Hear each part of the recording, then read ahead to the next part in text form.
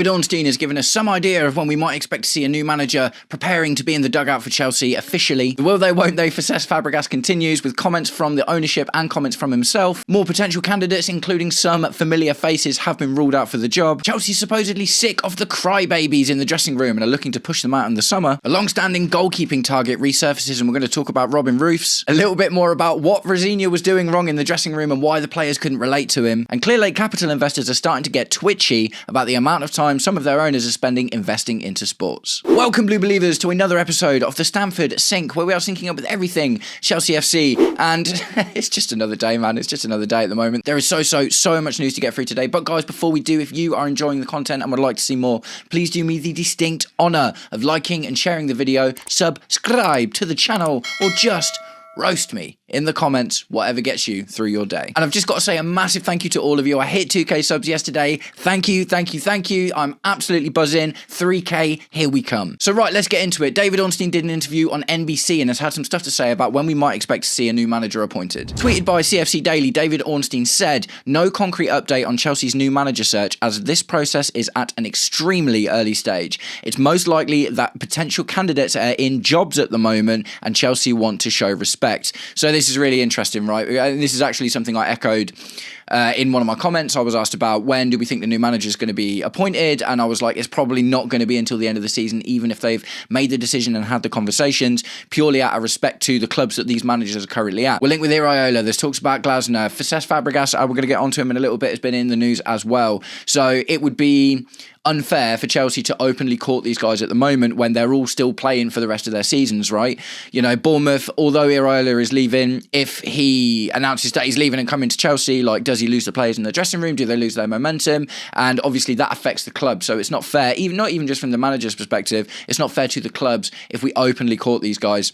So it's in the early stages. The conversations are going to be had, but I wouldn't expect to see an announcement until the season's at its end, or at the very least there's only a couple of games left when things can't change that much. David Ornstein also said, "In the next days I would expect conversations between Chelsea and representatives of candidates, and then in the weeks ahead they'll be asking clubs permission to potentially speak to them, and that process will accelerate towards the end of the season, and I do expect an appointment early in the summer." So this, you know, there's like nothing concrete, but it does just make complete sense, like I say. Now, what is interesting about this, and something we'll get on into in a little bit, is this kind of excludes World Cup managers, anyone that's at the World Cup at the moment, and also any of the free agents that we've been talking about. Like, it's crazy that there's no talk about Xabi Alonso, for instance. You know, Xavi Hernandez, I think, is a free agent at the moment as well, but it sounds like that these aren't the kind of guys that they're going to go for. And finally, David Ornstein said, "I wouldn't expect it to drag on too long, and that may rule out some of the coaches going to be working at the World Cup." Yeah, I just said that. It's likely that it will come down to a handful of names, as I understand it. So we're not going to have this massive exhaustive list, right? So look, it's difficult at the moment. Like, a lot of you guys have been making yourself heard in the comments, and I completely appreciate it. I love chatting to you about it, and I love hearing what you've got to say. There's not a huge amount of hope that they are going to make the right appointment.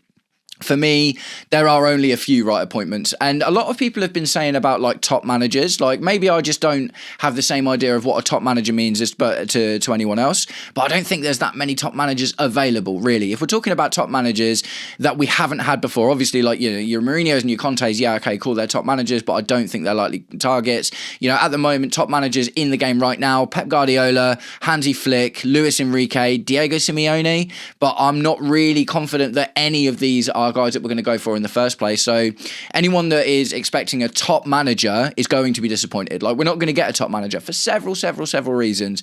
A, the model. B, where we finished at the moment. C, a lot of these guys are happy in their jobs already. So as far as actual top managers go, like, I just don't think there's any in the running. I think we're only looking for managers with potential, and that isn't just exclusive to us either. Like, a lot of clubs have been in that situation. Bayern Munich appointed Vincent Kompany after he got them Burnley relegated to the Premier League. You know, Real Madrid took a shot on Xabi Alonso and now have Arbeloa, who is you know, not an experienced manager. Arne Slot at Liverpool won a title in Holland, but that's not necessarily, you know, it was still kind of like a potential appointment at the time. Even Mikel Arteta 8 years ago was a potential appointment because he'd never had a job before.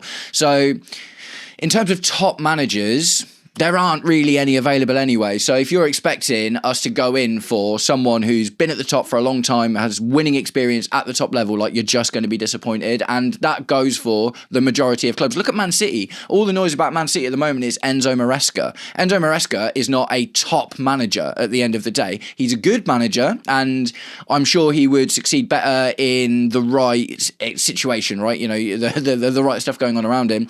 But Man City are looking at Enzo Maresca. They're probably going to be able to, not be able to pry Vincent Kompany away, who's becoming a top manager. But like I say, man, the pool is quite small anyway.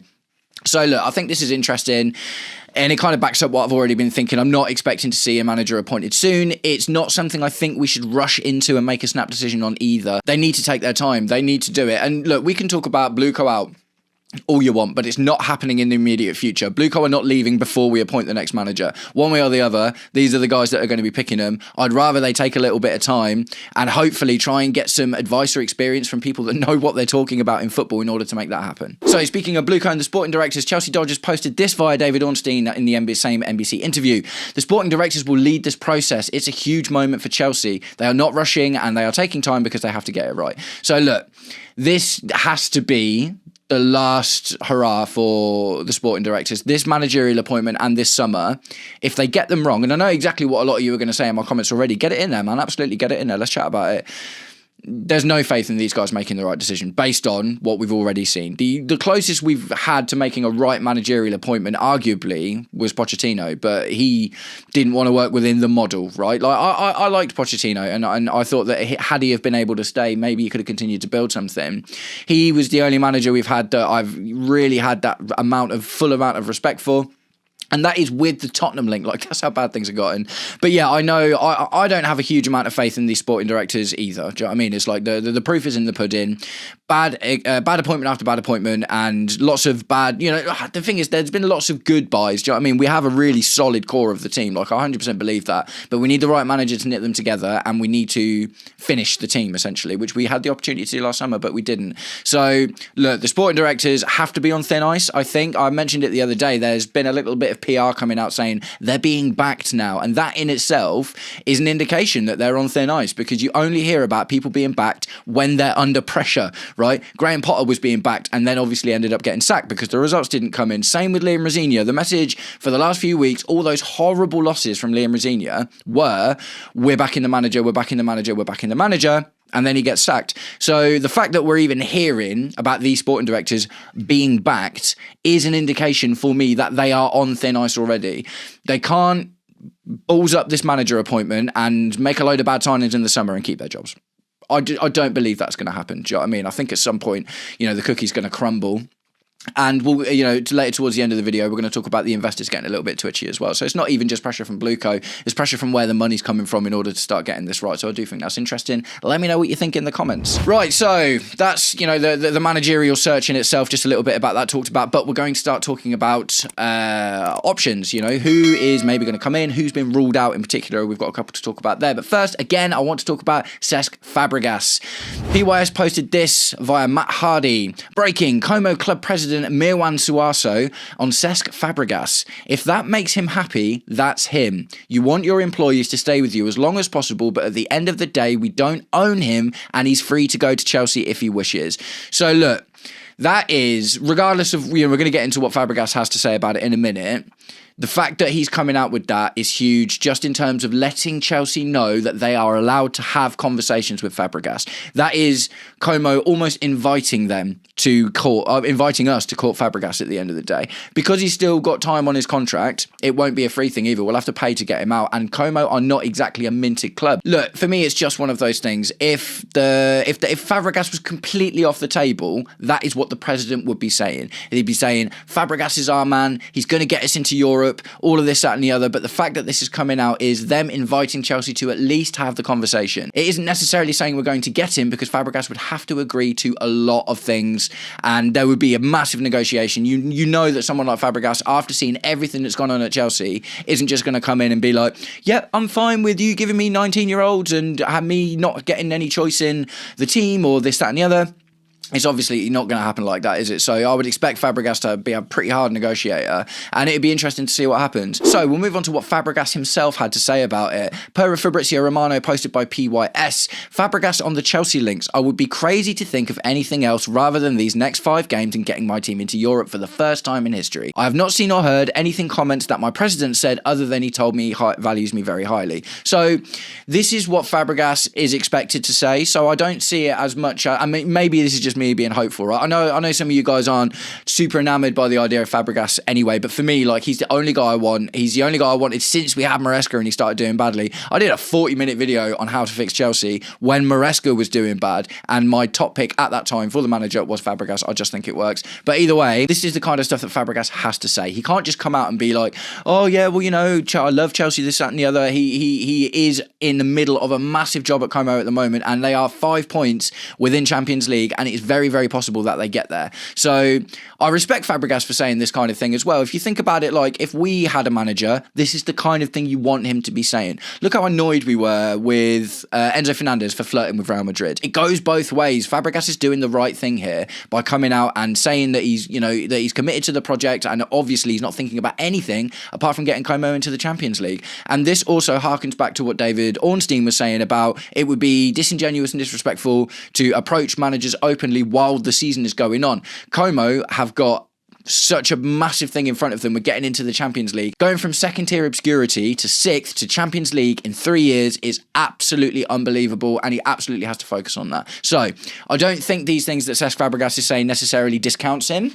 And obviously it shows that he's got a really good relationship with his owner. He's got a really good relationship with his club, and hopefully our owners can look at that and be like, oh, what they're doing is working and they're not spending anything. So if you can scale anything, scale the kind of relationship that Fabregas has got with his ownership. Obviously he's invested in the club as well, but this is the right kind of thing that we want to see. And like I say, for me, he's 100% the number one appointment that I want to see. I'd much rather see him than a Iraola. I'd much rather see him than a Glasner. I'd rather see him than a Xavi Hernandez. I think it's really interesting that all this is coming out and there's so much noise about Fabregas at the moment. Let me know what you think. Right, so we'll move on to some of the guys that aren't going to be considered. And this is, it's not so much as a gut punch. It's a little bit disappointing, but I'm not surprised at all. So per Transfer News Live, Chelsea's hierarchy are not convinced about bringing Portuguese coach Jose Mourinho back for a third spell in charge. There is talk the club will look to appoint an experienced manager after the failure of Liam Rosenior's tenure, but Mourinho won't be that man. So I've seen a couple of videos and a couple of things coming out about Chelsea potentially being interested in Conte and Mourinho, and I think, personally, I don't really even want to see that.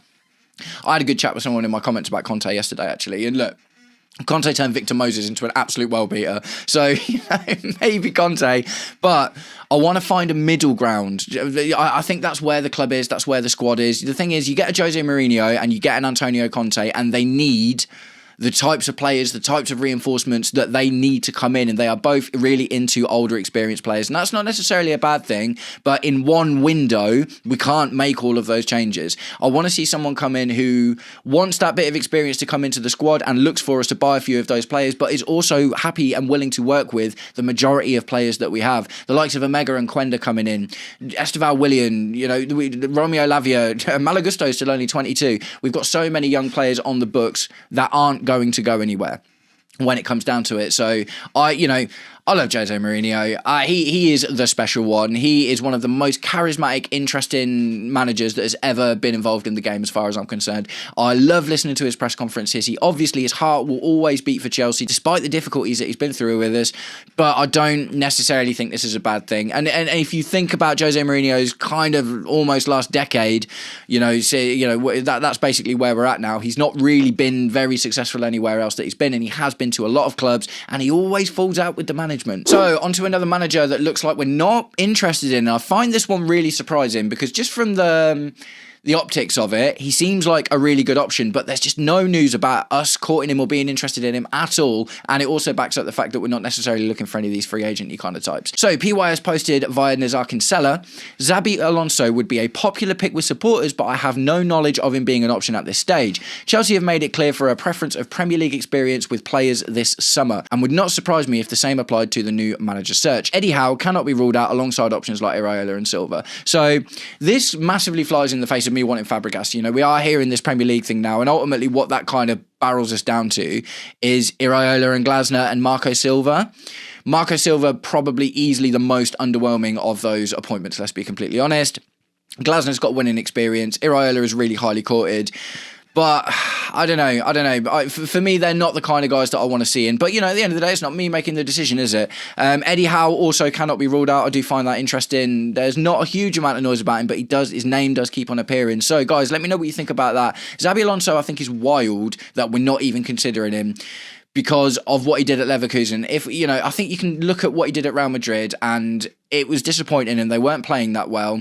And this isn't the first time that they've tried to hire a manager to tactically take them somewhere. They did the same with Lopetegui, I think, didn't they? He went in and just wasn't good at all. And then they got Zidane back. Zidane is not a tactical genius. He's an amazing man manager. And Real Madrid is based around massive personalities and big Galactico-style footballers, right? So Xabi Alonso is more of a system guy, he's more of a project guy, and Real Madrid didn't necessarily fit with him in that sense. I look at what Xabi Alonso did at Leverkusen much more than I did at Real Madrid, to be honest. We have got big egos, but nowhere near the type that Real Madrid have. For me, it's not really the same kind of thing. So I would love to see us at least talk to Xabi Alonso to see if it was possible, but it just doesn't seem like it's on the cards. So another interesting one, not specifically ruled out, another old face. It's about Frank Lampard. PYS posted this. Frank Lampard seemingly doesn't rule out return to Chelsea if asked. I'd like to think Coventry fans would just be enjoying where we are. The world of management, lots are out of control. You just control your work. At the minute, I think we should just enjoy where we are. We've had an amazing season and I'm really proud and pleased to be part of it. I enjoy what I'm doing here. I can't control who worries or not. Chelsea is a big part of my life, and at the moment, that's their business and my business is here. So the Frank Lampard thing for me, I'll always be happy to see Frank Lampard in the dugout, even when he took over from the Potter season and we were getting hammered in his last he took like 5-6 games in charge, didn't we? And we just couldn't get a result out of any of them. I love Frank Lampard, and I do think that he's done a lot to improve his reputation since he's been at Coventry. Obviously, he's done really good job with them. But I don't think I want to see him in. I don't think he's ready yet. And the next time, and I do think there will be a next time, the next time we see Frank Lampard in the Chelsea dugout, I want him to have had good Premier League experience with, or not necessarily Premier League, but won something somewhere abroad, or at least been in a mid-table to top-tier team in the UK and has worked well with them, and it's gone well, because the Everton job obviously didn't go well for him. And the end of the Chelsea thing was disappointing. Frank Lampard clearly was taking jobs bigger than his experience was ready for, and he's building that right now. So I don't think we'll get Frank Lampard a fourth time, do you know what I mean? So what I want to see is Frank Lampard stay at Coventry, take them into the Premier League, do as well as he can, get more experience, and then maybe in the next couple of years, if the next manager appointment doesn't work out, maybe Frank Lampard's ready then, but I think it's too much for him right now. So that's all of the talk about managers. There's so much talk about managers. This is looking to be another absolutely massive video, but I hope you enjoy it. The big videos have been doing well recently. We're going to move on to a couple of mixed bits of news now, and we're going to start with this. Chelsea may well try to push some of the crybabies out this summer, with Garnacho likely to be one of many the club would welcome bids for. But on this season's evidence, who in their right mind would try to sign Garnacho, Fofana or Sanchez, or offer Chelsea the kind of money they would want for performative vice-captain Enzo Fernandez? Stinging from Matt Law there. What, mate? It's savage. But it is true. Like, the list of players I think he's mentioned there are really important. These are players that obviously aren't very happy and have had issues throughout the season. Garnacho, look, I think Garnacho is the easiest one of those to sell because of his age and all of that time at Man United. Just because it hasn't worked out for him here, I do think that a lot of clubs, bearing in mind he's not going to be super expensive, we got him for like 35 mil. Didn't we? So I think a club, an Italian club or maybe a Spanish club or something looks at Garnacho for 35 to 40 mil at 21 years old and thinks, yeah, I'll take a punt on that. He's not washed. He's not dead. Like, do you know what I mean? He's been in the Premier League for a while now because he was 17 when he broke into Man United's first team. But at the same time, he's still young enough to go on and have a decent career. Look, Callum Hudson-Odoi, that's all I'm going to say. Callum Hudson-Odoi looked washed until he wasn't. Maybe that's Garnacho's level and he ends up at a mid-table Premier League team at some point, or relegation fodder as Nottingham Forest might be at the moment. But at the same time, I think Garnacho would be a reasonably easy sell. Fofana, really tough because of how much we paid for him. That's the issue with Fofana. So there's the injury issues as well. We paid 80 mil for Fofana. in order to not to make a loss, we'd still need to sell him for like 50 mil, and I don't think anyone's coming in with 50 mil for Fofana. There was some noise a little while ago, in and around January, that Fofana was going to get loaned to Marseille, so I think we might see that. I could see us loaning Fofana to another club, probably a French club. Marseille's his home, where he's comfortable, where he can play his football, and then get his, put his value back up so we can kind of move him on. I don't necessarily expect Fofana to be in the squad next season, but I do think selling him would be difficult. Sanchez, we got Sanchez for pretty cheap. I think someone would buy Sanchez for 20 mil, because when you look at Sanchez's performances this season, when played in a certain way, he's done really well. That's just true, isn't it? Like, as much as I hate to say it, Sanchez has had like 70% a good season, but the 30% has been dross and has cost us. And that's kind of the issue with Sanchez, isn't it? But I think a lot of teams, mid-table teams from abroad, look at Sanchez, be like, well, we don't play out from the back, and we are happy for Sanchez to go long, so therefore we'll buy him for a reasonable amount of money because we can get that kind of performance out of him. So I'm not too worried about that. Enzo Fernandez is a tough one. Enzo Fernandez isn't going anywhere unless someone pays 100 mil for him. That's just the truth, isn't it? And we wouldn't even make much profit on that. Do you know what I mean? We get the profit on the books, which looks good for the books, but in terms of actual liquid cash money, we don't make a lot of money for selling Enzo Fernandez. That's just true, unfortunately.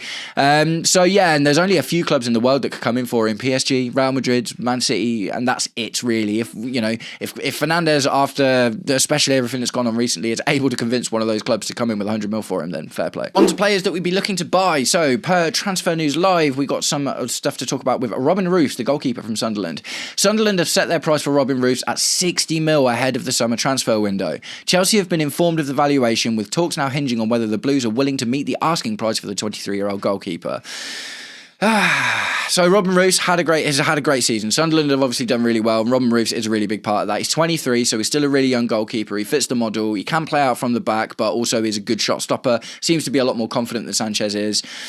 I think we need to see the end of Sanchez and Philip Jorgensen. I think they both need to go. So if we're in a situation next season where we bring in Robin Roos and bring back Mike Penders from Strasbourg, it's an upgrade on what we've got now, I guess. But I do worry about Penders being a backup. I think the best thing for Penders is to just carry on going. What I'd really like to see is for us to go in for a Robin Roos and find another 34-year-old goalkeeper somewhere to be the number two, to be an older, experienced head. We've had loads of them: Asmir Begovic, Mark Schwarzer, Willy Caballero.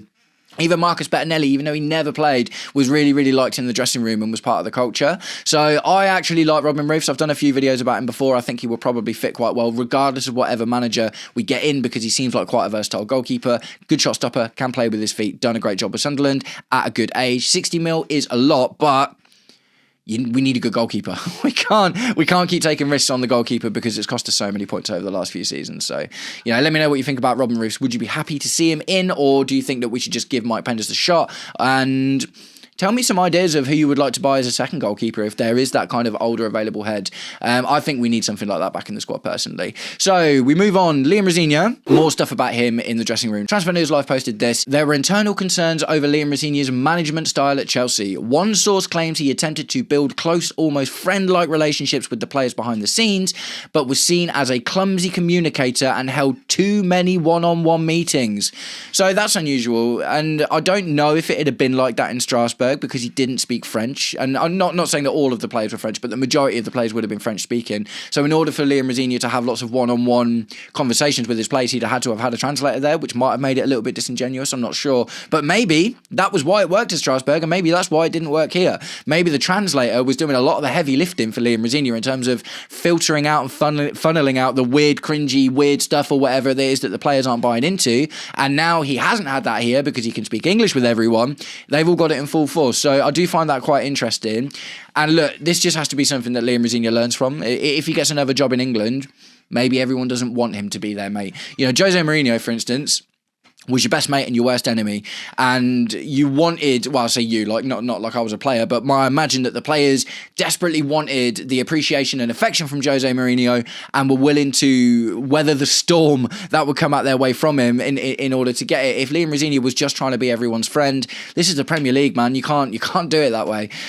So the last piece of news: is about Clearlake Capital and their investors. So this is quite hot at the moment. It's quite interesting because when this is the kind of stuff that signifies change more than anything, more than words from the owners, the sporting directors, the PR, whatever. This is the kind of stuff that really starts to make you think that things have to change soon. PYS posted this: some of Clearlake Capital Group's largest investors are growing increasingly concerned about how much time the company's co-founders are spending on sports investments as they've struggled to complete the fundraising for the private equity firm's latest flagship fund. Bedadig Bali has been spending what some investors described as a disproportionate amount of time on the firm's investment in Chelsea Football Club in recent months. So this is actually really, really, really important, right? Because so this is also linked with another piece of news. One of other Clearlake's co-founders has just spent $4.9 billion on a baseball team in America. And there's a lot of money in American sports. There's a lot more money in American sports than there is in any other sports in the world. But that's another co-founder of Clearlake that is spending a lot of his time putting into sports. Now, with Bedadig Bali, if Chelsea had worked straight away, maybe that wouldn't have been the case. So he's obviously been like, I'm going to get involved. And that's why we're seeing so much of him. That's why he's spending so much time at games and having meetings in the dressing room and talking to the sporting directors all the time and this, that and the other. But the big piece of news in this really is that Clearlake Capital, not Blueco, Clearlake Capital, have failed to meet one of their financial targets outside of the football thing, right? So they've tried to fund something else, and Bedadig Bali and this other guy buying the baseball team has taken up so much of their time that they've not actually been able to properly invest. So what that means is there's now trouble in paradise as far as Clearlake Capital are concerned. Obviously, the Chelsea investment is not, as of yet, paying back. And they are losing out on other opportunities outside of football. I think that's really, really, really interesting. This is the kind of thing that will make changes, right? Because if Bedadig Bali is that, he has to be committed to Clearlake Capital because this is where all the money's coming from. If they feel like he's not spending enough time actually doing his job at Clearlake Capital and he's spending too much time at Chelsea, maybe this opens the door for a little bit less face time with him. Maybe Todd Bowley's able to come back in a little bit, or maybe this would be the thing that could pressure them to sell. Now, look, I don't think it's likely that we sell in the immediate future or anytime soon, because the amount of money it would have to make, for the investors to even sign off on it, they'd have to make a profit. The investors aren't going to break even on their investment in Chelsea because it was so much money. But this is the kind of thing that could long-term lead to that future changing. If Bedadig Bali continues to spend all of his time with Chelsea and Clearlake Capital suffer in general, it could potentially open the door for a Todd Bowley to come in and buy the rest of it, and then, or potentially look at other investors as well. So I do think this is really interesting. Let me know what you think about it in the comments. I don't often talk about this kind of thing, but this is a big piece of news, man. This is probably the biggest piece of news, and this isn't really related to the protests or how bad everything is going. This is related to the amount of time that Bedadig Bali has been spending on his investment in Chelsea and how it's taking him away from other things that are ultimately going to be a lot more lucrative in the long term. So guys, that's it. This is another massive video. So I hope you really enjoyed it. Let me know what you think about everything in the comments today. Managers in, managers being ruled out, Robin Roofs, is he a good goalkeeper, Liam Rosenior making a fool of himself behind the scenes, and Clearlake Capital starting to get twitchy, the investors of Clearlake Capital starting to get twitchy about just how much time Bedadig Bali has been spending on the club. So look, this is the kind of thing that potentially leads to a positive future, right? If we do want to see the owners out or the ownership change, or even if it's just for Bedadig Bali to spend less time and hand over the reins to someone who knows more about football than he does. I don't know who that is yet, but at the end of the day, like I say, that feels to me like the kind of thing that could make the difference. Nice one, guys. Thank you very much for sticking around until the end of the video. If you did, I'll catch up with you all very, very soon. Take it easy. Peace.